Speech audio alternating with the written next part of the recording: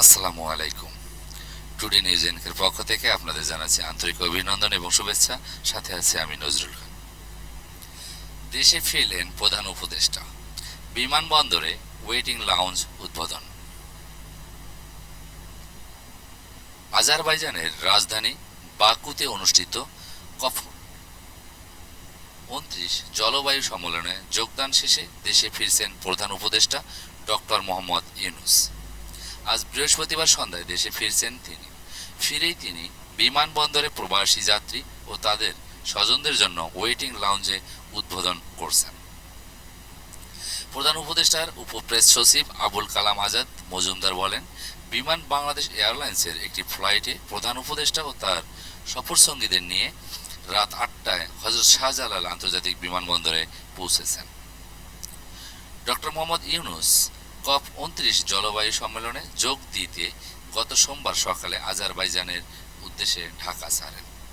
আজ দেশে ফিরে ওয়েটিং লঞ্চের উদ্বোধন করে ডক্টর ইউনূস বলেন, আজারবাইজানে যাওয়ার পথে প্রবাসীদের জন্য বিমানবন্দরে একটি লাউঞ্জ উদ্বোধন করে গিয়েছিলাম।